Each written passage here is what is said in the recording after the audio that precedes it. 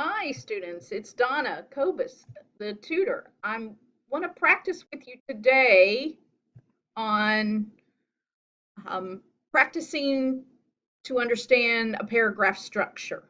So I have this short text that you can read here right below the instructions.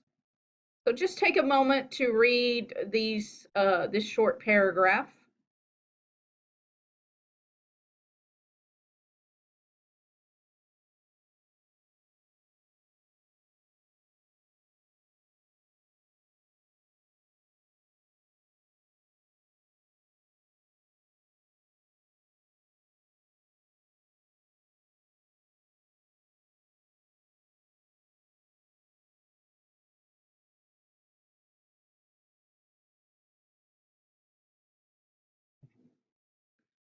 Okay.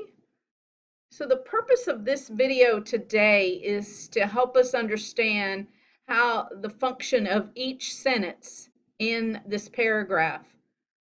So this will help us understand what the main idea is, supporting sentences, and a conclusion sentence or two. So the first sentence in that paragraph is our main idea. And this is the example of the sentence.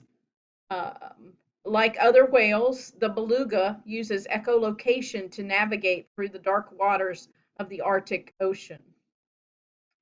So this is what we call an explicit main idea, by the way. By explicit, we mean that the author of this paragraph is stating directly the information that he or she is delivering to us. Okay? The next sentence is what I call a definition sentence. And by that I mean they are explaining or defining some key word that is used as part of a supporting detail. In this case, the sentence is it's the second sentence, by the way, but the sentence is echolocation is a way of using sound waves to locate an object. So here, right here, echolocation is a way is the beginning of the definition. And so the next few sentences will also support the main idea, either by explaining how something works or when and how something works or happens or something like that. So the example that's given with the third sentence is belugas make clicking sounds that produce high frequency sound waves. So this is explaining exactly how beluga whales use echolocation. What exactly do they do in order to create or generate echolocation? And then the next sentence, which would be the fourth sentence, is again another supporting sentence, and it's going to explain when and how. So for here, when these sound waves hit an object, echoes bounce off the object and return to the whale. So the key part that is a time reference is the word when. When these sound waves hit an object, in other words, they go against the object in the ocean. Echoes bounce off the object and return to the whale. And just for a little aside note here, the phrase bounce off is a phrasal verb. It means to move against and reflect back or reflect. Um,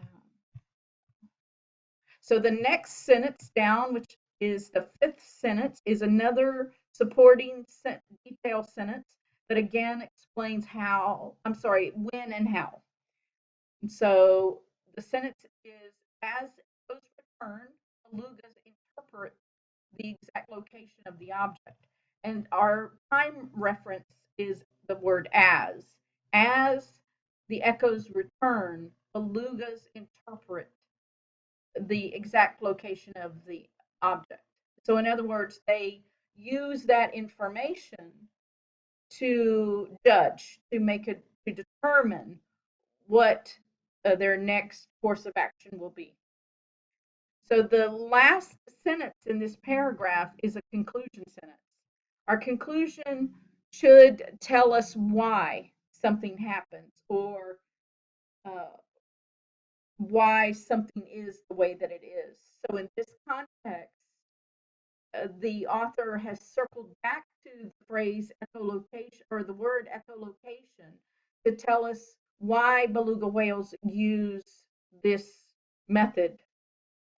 And so with that, we have, with echolocation, beluga whales know where to find prey or when to redirect their travel.